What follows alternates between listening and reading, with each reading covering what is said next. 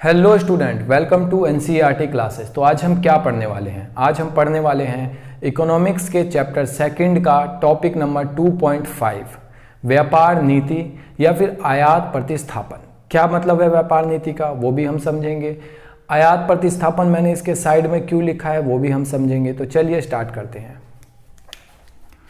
सबसे पहले है व्यापार नीति और आयात प्रतिस्थापन। दोनों चीज एक है क्या या अलग अलग है? व्यापार नीति क्या है?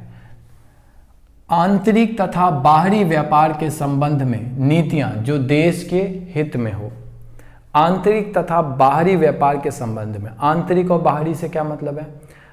आंतरिक और बाहरी से मतलब है निर्यात और आयात। आयात निर्यात से संबंध में है कि सरकार की वो नीति जो आयात और निर्यात के संबंध में हो और देश के हित में हो। ठीक है, ऐसा नहीं कि बस ले लिया कुछ भी, देश के हित में हो। ऐसी नीतियां किस में थी? व्यापार नीति में। व्यापार नीति में क्या था कि व्यापार नीति में आयात निर्यात से संबंधित नीतियां थी और जो देश के हित में थी। ठीक है, देखते हैं क्या थी नीतियां। आयात प्रतिस्थापन भी व्यापार नीति की तरह एक समान है, जैसे कि मैंने साथ में लिखा है। इसमें वस्तु का विदेशी आयात करने के बजाय, अच्छा है क्या इसमें एक चीज है। इसका जो सेकंड पॉइंट है, अगर मैं पूरे पॉइंट को पढूं या फिर सिर्फ एक वर्ड बोलूं मेक इन इंडिया, बात एक ही है। एक ही बात कैसे है? एक ही बात ऐसे है कि मेक इन इंडिया में जो कहना चाहती है सरकार, वही चीज यहां पे इस पॉइंट में लिखा है कि जिन वस्तुओं का आयात हम बाहर से कर रहे हैं उन वस्तुओं को हम अपने देश में उत्पादन करें ना। उन वस्तुओं को हम अपने देश में उपजाएं या फिर किस बनाएं, जो कह सकते हैं। बाहर से आयात करने से क्या होगा? पैसा दिया और चीज़ें आ गई। अपने देश में उत्पाद करेंगे तो उससे क्या होगा? या तो खुद से उत्पाद कर लेंगे, खुद से बना लेंगे वो वस्तु। खुद से बना लेंगे तो अच्छा है, हमारा लेबर, हमारा सब कुछ। अगर हो सकता है ऐसी टेक्नोलॉजी नहीं है वो वस्तु बनाने की जिस वस्तु का हम आयात करना चाहते थे, नहीं है ऐसी टेक्नोलॉजी, तो जिसका वो वस्तु था, जस्ट सपोज हम जापान से वो वस्तु बनाना चाहते थे तो जापान की हेल्प ले लेंगे। इसमें जापान की हेल्प ले लेंगे, जापान के वर्कर आएंगे या जापान के कुछ आएगा, टेक्नोलॉजी ले लेंगे उनसे कि कैसे बनाया जाए। उसके बाद होगा क्या? या तो अब हमारे देश में आके ही बनाएंगे, मेक इन इंडिया है तो, या तो वो हमारे देश में आके बनाएंगे तो अपना लेबर लेके आए। लेबर भी 100% थोड़ी लाएंगे, हमारे देश के भी तो लेबर होंगे। तो हमारे देश में बनाएंगे तो हमारे देश को रोजगार मिलेगा। हमारे देश में बनाएंगे तो हमारे जो कच्चा माल लगेगा, रॉ मटेरियल, उस वस्तु को बनाने में, वो भी तो कहीं ना कहीं हमारे देश से ही निकलेगा, तो वो भी हमारा प्रॉफिट है। हमारे देश से बनेगा तो हमारे देश में टेक्नोलॉजी आएगी। हमारे देश में अगर बनाएंगे तो ऐसे थोड़ी है कि हमें आंख बंद करने के लिए बोल देंगे। हो सकता है ये पहली बारी में ना पता चले टेक्नोलॉजी, वरना इतना ऐसा कुछ नहीं है, पहली बारी में ही पता चल जाता है कि क्या टेक्नोलॉजी यूज़ की गई है। तो टेक्नोलॉजी आएगी हमारे देश में, इसलिए मेक इन इंडिया को इतना ज़्यादा एडवर्टाइज किया जा रहा है क्योंकि वो हर तरीके से हमारे लिए फ़ायदेमंद है। रोजगार देता है, टेक्नोलॉजी देता है, रॉ मटेरियल देता है, वस्तु का उत्पादन देता है। जो एक्स्ट्रा प्रॉफिट हम उसको देने वाले थे, दूसरे देश को देने वाले थे, वो प्रॉफिट अब हमारे देश में ही रहेगा। पैसा जो हम दूसरे देश को देने वाले थे वो पैसा अब हमारे देश में ही रहेगा, हमारी अर्थव्यवस्था में ही वो रहेगा पैसा। हर तरीके से फ़ायदेमंद है। वही चीज़ मैंने यहाँ पर बताया है कि वो वस्तु जिसका विदेश से हम आयात करने वाले थे, आयात मतलब लाना, आयात करने वाले थे, तो आयात की बजाय उस वस्तु का भारत में ही उत्पादन करने को प्रोत्साहन दिया जाए। कोशिश ये करी जाए कि वो वस्तु भारत में ही उत्पादन किया जाए। तो वही चीज़ हमारे किस में था? व्यापार नीति में था या फिर आयात प्रतिस्थापन में। दोनों में एक ही चीज़ थी कि जिन वस्तुओं का हम बाहर से आयात करते हैं, विदेशों से आयात करते हैं, उस वस्तुओं को अपने देश में ही उत्पादन किया जाए या देश में उत्पादन करने के लिए प्रोत्साहन किया जाए। ठीक है, किसको? उत्पादक को। उत्पादक कौन होता है? जो वस्तुओं या सेवाओं का उत्पादन करता है। ठीक है, ताकि ऐसा करने से होगा क्या? ऐसा करने से होगा विदेशी प्रतिस्पर्धा, प्रतिस्पर्धा मतलब कंपटीशन से हमारे घरेलू उद्योग जो हैं उसकी रक्षा होगी। क्या मतलब है इस लाइन का? देखो, हमारा जो देश है वो विकासशील है, कुछ ऐसे देश हैं जो विकसित हैं। अब जस्ट एग्जांपल हम फ़ोन की मार्केट का ले लेते हैं, टेलीफोन इंडस्ट्री।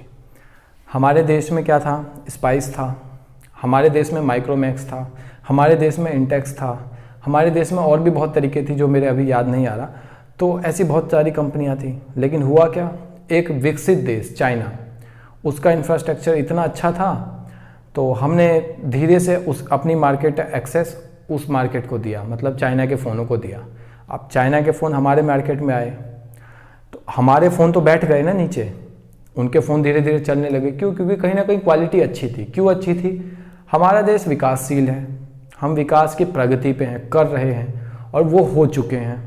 तो कहीं ना कहीं टेक्नोलॉजी में भी फ़र्क है। और दूसरी बात ये भी कहा जाता है कि चाइना जो है इन सब मार्केट का जाइंट है, कहीं ना कहीं जाइंट मतलब जो विशालकाय मार्केट हो जहाँ पे, तो इस चीज़ में भी वो कहीं ना कहीं आगे है। तो यही चीज़ मैं कहना चाहता हूँ कि जब हम दूसरे के चीज़ों को आयात करेंगे ना अपने देश में, और ख़ासकर वो किसी विकसित देश का वस्तु हो, तो वो हमसे अच्छी ही होगी। और अगर हमसे अच्छी होगी तो वो हमारे देश में जो उद्योग है, हमारे देश के जो व्यापारी हैं, जो वस्तुओं का उत्पादन करते हैं, उनके लिए तो हानिकारक है ना। उनके रोजी रोटी पे तो लात लग जाएगी और हम पैसा दे रहे हैं बाहर वाले को। तो वही चीज़ यहाँ पे बताया गया है कि विदेशी कंपटीशन से घरेलू उद्योग, घरेलू मतलब अपने देश के उद्योग की रक्षा करना। जो विदेश से हम सामान मंगाएंगे तो कहीं ना कहीं अपने देश के साथ हम अच्छा नहीं कर रहे हैं, अपने देश के उद्योगों के साथ हम बुरा कर रहे हैं। उस चीज़ को बचाने के लिए क्या करना है, वो बुरा ना हो, अपने देश के उद्योगों की रक्षा हो, उसके लिए क्या करना है कि आयात को या तो रोकना है या तो आयात को सीमित करना है। अगर हम नहीं रोकेंगे या नहीं सीमित करेंगे तो लोग क्या करेंगे, लोग तो बाहर से ही मंगाना चालू करेंगे। क्योंकि कहीं ना कहीं अगर टेक्निकली देखें तो बाहर की वस्तु कई चीज़ ऐसी है जो इंडिया से अच्छी है। आज अगर चाइना के फ़ोन्स बिक रहे हैं तो जाहिर सी बात है क्वालिटी दे रहे हैं तभी बिक रहे हैं, ऐसे नहीं बिक रहे। तो कहीं ना कहीं अच्छी तो ज़रूर है, लेकिन कहीं ना कहीं एक देशभक्ति भी तो होनी चाहिए। ठीक है, तो थर्ड टॉपिक क्या है? आयात संरक्षण। आयात संरक्षण, आयात का तो मतलब पता ही है, संरक्षण का मतलब होता है सुरक्षा देना, अपने देश की सुरक्षा। आयात से अपने देश की सुरक्षा, मतलब हम ऐसे समझ सकते हैं। आयात संरक्षण क्या होता है?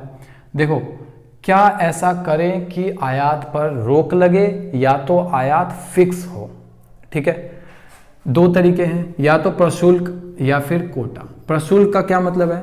वस्तु के आयात पर अधिक शुल्क लगाना। शुल्क मतलब होता है टैक्स लगाना। देखो, आयात पर भी टैक्स लगता है और निर्यात पर भी टैक्स लगता है। ठीक है, इंपोर्ट पर भी, एक्सपोर्ट पर भी। कई बार तुमने एक वर्ड सुना होगा, कस्टम।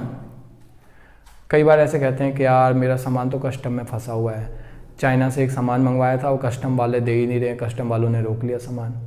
या फिर चाइना से एक सामान मंगवाया था लेकिन कस्टम वाले कह रहे हैं ये तो इनलीगल है, हमारे देश में इसका आयात नहीं होना चाहिए। तो कस्टम वर्ड ना कई बार सुना होगा, कस्टम में फंसा हुआ है, कस्टम वाले लेट कर रहे हैं, डिलीवरी नहीं दे रहे हैं। ये कस्टम वर्ड ना कई बार सुना होगा। ये कस्टम वही है जो सामान का जब भी हम आयात करते हैं ना, तो उस आयात वस्तु को देखता है, जाँचता है कि अंदर क्या है। कई बार तो ऐसा भी होता है ना कि जो चीज़ हमारे देश में इलीगल है, हो सकता है किसी देश में लीगल हो, तो हमारे देश में तो इलीगल है ना, तो उस वस्तु को हम अपने देश में तो नहीं मंगवा सकते। तो कस्टम वाले चेक करते हैं कि इसके अंदर है क्या, कहीं कोई इलीगल वस्तु चीज़ तो नहीं है, बंदूक तो नहीं मंगवाया कहीं से। और जब पता चल जाता है कि ये वस्तु इलीगल नहीं है लीगली, तो फिर देखते हैं कि अच्छा इस वस्तु पे कितना टैक्स लगना चाहिए। क्योंकि सबका टैक्स सेम नहीं है कि बाहर से कुछ भी मंगवाओगे 20% टैक्स लगेगा, ऐसा कुछ नहीं है। हर अलग वस्तु का अपना अलग अलग टैक्स है। तो इस पर कितना टैक्स लगना चाहिए, जब हम वस्तु देख लेते हैं तो फिर टैक्स देखते हैं इस पर कितना टैक्स लगना चाहिए। ठीक है, उसको कहते हैं कस्टम में टैक्स लगना। ठीक है, कस्टम टैक्स। तो ये चीज़ कि या तो उस पर टैक्स बहुत ज़्यादा कर दो, ठीक है, जिसको हम कस्टम कहते हैं ना, अमेरिका या कुछ एक और देश है उसमें कहते हैं टैरिफ। वर्ड सुना होगा कई बार, टैरिफ बढ़ गया, टैरिफ घट गया, या अमेरिका ने सब, अमेरिका पता है क्या करता है, अमेरिका कहीं ना कहीं क्यों इतना हर देश को इतना नीचे करके रखता है या फिर अपने नीचे रखता है, पता है क्यों? हर देश कहीं ना कहीं अमेरिका के डॉलर में ही डील करता है ना, और डॉलर किसका? अमेरिका का। तो इसलिए अमेरिका इतना ज़्यादा हीरो बना रहता है कि हीरो बनना क्या मतलब, खैर कहीं ना कहीं चाइना से तो ठीक ही है कि जाइंट है अपने आप में, तो जाइंट मतलब बहुत बड़ा विशाल अर्थव्यवस्था के रूप में, तो कहीं ना कहीं एक रिस्पॉन्सिबल भी है, हर चीज़ों को लेके रिस्पॉन्सिबल, चाइना से तो ज़्यादा रिस्पॉन्सिबल है ही, उसी के पैसों में कोई भी डील करता है, तो इसलिए वो इतने ज़्यादा सैंक्शंस भी लगाता है। कई देश पे वो सैंक्शन लगा देता है कि तुम ये नहीं कर सकते, रसिया पे सैंक्शन लगा हुआ है, तो ऐसे बहुत सारे हैं, भारत पे भी लगा था एक टाइम पे। तो ऐसे बहुत सारे देश हैं जिस पे वो सैंक्शन लगाता है और फिर वो देश गिरता रह जाता है अर्थव्यवस्था में। तो इसलिए क्योंकि लोग तो कोई भी देश डॉलर में डील करता है और डॉलर है अमेरिका का, तो वो कहीं ना कहीं डॉलर पे रोक लगा देता है या कुछ डॉलर बदलने। अब हम दो देश हैं, मैंने उसको डॉलर दिया और बदले में उसने मेरे को पैसा दिया। मैंने जो उसको डॉलर दिया तो कहीं ना कहीं वो तो अमेरिका के पास जाएगा ना डॉलर चेंज करवाने। अमेरिका ने उस पर अगर सैंक्शन लगा रखा है तो अमेरिका डॉलर चेंज करेगा उसका? नहीं करेगा, है ना। तो वो कहीं ना कहीं वैसा कुछ हो जाता है। बहुत लोचे हैं तो आप बाद में समझोगे। तो टैरिफ क्या होता है? टैरिफ वही चीज़ है जो हम यहाँ कस्टम कहते हैं, वो कहीं ना कहीं उससे रिलेटेड टैरिफ होता है। एक चीज़ और है, अभी टैरिफ वर्ड आया तो एक चीज़ मैं बता दूँ, विकासशील और विकसित। विकासशील होता है जो विकास की प्रगति पे है, विकसित नहीं हुआ अभी। विकसित होता है जो हो गया विकास जिसका। विकासशील होना अच्छा है या विकसित हो जाना अच्छा है? विकासशील में रहना अच्छा है या विकसित हो जाना अच्छा है? देखो दोनों अच्छे नहीं हैं, दोनों अच्छे हैं। दोनों अच्छे कैसे हैं? बहुत सारे ऐसे देश हैं, जैसे टैरिफ की बात करी मैंने, अमेरिका उन देशों को टैरिफ में छूट देता है जो विकासशील है, जो विकसित नहीं हुआ है अभी, विकासशील पे ही है। और भी बहुत सारे देश हैं, बहुत सारे ऑर्गेनाइजेशन जो विकासशील देशों को मदद करते हैं, फिर चाहे वो कोई प्राकृतिक आपदा हो, नेचुरल डिजास्टर हो, या फिर लोन देना हो कम इंटरेस्ट रेट पे, या फिर बहुत तरीके की चीज़ें, कहीं पे फंडिंग करनी हो, इन्वेस्टमेंट करना हो किसी जगह पे। अगर वो विकासशील देश है तो उसको कहीं ना कहीं छूट मिलेगी। विकसित है तो वो छूट नहीं मिलेगी। तो वो छूट से हम वंचित हो जाएंगे अगर हम विकसित हो जाते हैं तो। और विकसित होने के अपने अलग फ़ायदे हैं कि हमारा इंफ्रास्ट्रक्चर इतना अच्छा डेवलप हो जाएगा, टेक्नोलॉजी इतनी अच्छी हो जाएगी, मैन पावर इतना अच्छा हो जाएगा, हर चीज़ में हम कहीं ना कहीं बेहतर हो जाएंगे। तो विकसित भी अच्छा है, विकासशील भी अच्छा है। ठीक है। दूसरा है कोटा। एक हमने पढ़ लिया प्रशुल्क कि आयात शुल्क बढ़ा दो। आयात शुल्क बढ़ाएंगे तो जाहिर सी बात है लोगों को जब 10 रुपये की चीज़ 15 रुपये में मिलनी चालू होगी या 20 रुपये में डबल हो जाएगा सीधा, तो लोग नहीं मंगवाएंगे। मेरे को ही कोई चीज़ 1 करोड़ की मंगवाऊँ, कोई कार मंगवाए कोई 1 करोड़ की और उसको वो 2 करोड़ की पड़े, तो वो सोचेगा यार डबल का पड़ जाएगा, इससे अच्छा छोड़ो इंडिया में ही कोई महंगी सी कार ले लेते हैं, कोई बात नहीं थोड़ा सेक्रीफाइस कर लेंगे। कुछ होते हैं जो मंगवा भी लेते हैं, लेकिन कहीं ना कहीं रोक तो लग ही जाता है ना धीरे से। तो वो चीज़, तो टैक्स हम बढ़ा देंगे कहीं ना कहीं तो वो आयात को कम कर देगा बहुत ज़्यादा। और या फिर कोटा फिक्स कर देना कि 1 साल या 1 महीने में ज़्यादा से ज़्यादा इतनी वस्तुएं मंगवा सकते हो। ठीक है, कोटा फिक्स करना मतलब वस्तु के आयात की सीमा तय कर देना कि इतने वस्तुओं का ही आयात होगा। अगर तुम्हें मंगवाना है और इस महीने का कोटा ख़त्म हो गया है, कहने का मतलब अगर मान लो 1 लाख फ़ोन या 1 लाख कार मंगवा सकते हैं हम कहीं से, और मंगवा चुके हैं 1 लाख कार या फिर जो भी 1 लाख कार हो चुका है, तो अगर हम आज बुक करते हैं तो अगले महीने के कोटे में जाएगा क्योंकि इस महीने का कोटा तो फुल है। तो कहीं ना कहीं एक फिक्स कर देना कि इतना ही आयात होगा, तो उसको कहते हैं कोटा। तो 2 तरीके से हम क्या कर सकते हैं, आयात को रोक सकते हैं, ज़रूरत से ज़्यादा आयात को रोक सकते हैं। यहाँ पे क्या होगा, आयात तो होगा ना, आयात तो यहाँ पे भी होगा। ज़्यादा टैरिफ लगा देने से या ज़्यादा कस्टम लगा देने से, टैक्स लगा देने से आयात सीधा बंद हो जाएगा, ऐसे थोड़ी होगा। कम होगा, कम यहाँ पे भी होगा, कम यहाँ पे भी होगा, सीधा बंद नहीं होगा। सीधा बंद तभी होगा जब हम किसी देश को सैंक्शन लगा दे, जैसे पाकिस्तान और इंडिया का बंद हो रखा है, तो कुछ ऐसी सिचुएशन बनती है तो ही बंद होगा, वरना ऐसे एकदम से बंद नहीं होता। नेक्स्ट क्या है, वही चीज़ जो मैंने अभी ऊपर बताया कि विकासशील देश के उद्योग, ऐसे उद्योग जो विकासशील देश के हैं, जैसे हमारे देश के उद्योग, हम विकसित नहीं है, हम विकासशील हैं, विकास की प्रगति पे हैं, राह पे हैं। हमारे देश के उद्योग ऐसे देश के उद्योग जो विकसित हो चुके हैं, जैसे जस्ट एग्जांपल हमारे देश का कोई उद्योग या फिर अमेरिका का कोई उद्योग, इन दोनों का कोई कंपटीशन है क्या? नहीं है।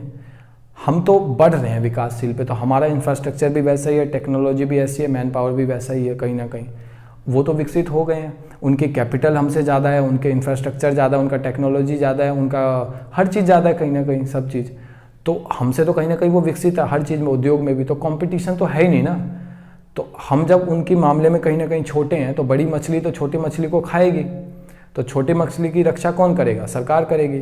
तो इसलिए घरेलू उद्योग जो होता है ना, हमारे देश का उद्योग, जो विकासशील देश का उद्योग, जो हमारे देश का उद्योग है, विकसित देश के उद्योग से रक्षा करता है। प्रतिस्पर्धा में सक्षम तो है ही नहीं, कंपटीशन तो हो ही नहीं सकता, है ना। तो रक्षा कौन करता है? सरकार करता है कि हम बाहर से सामान को नहीं आने देंगे या फिर लिमिटेड में आने देंगे, आप हमारे देश में उत्पाद कीजिए, हम यही बेचेंगे, है ना। तो वो चीज़। अब कई बार क्या होता है ना कि बाहर से तुम सामान रोक लोगे ना, कई बार ऐसा भी होता है कि जब आप घर में कोई चीज़ मना हो ऐसा लाने के लिए, तो आप क्या करते हो, चोरी छुपे लाने की कोशिश करते हो कोई भी चीज़। तो वो सीन देश में भी तो होता है ना, कि जब देश में कोई किसी चीज़ का आयात पर रोक लग जाता है तो उसका इलीगल बाज़ार चालू हो जाता है ना। जैसे बंदूक का ही ले लो या फिर गन का, हर चीज़ का हो सकता है, तो वो इलीगल होने लग जाता है। तो सरकार को ये बात पता है कि जब हम आयात बंद करेंगे तो उसका इलीगल तो पहले भी हो ही रहा है, लेकिन उसका इलीगल बढ़ जाएगा।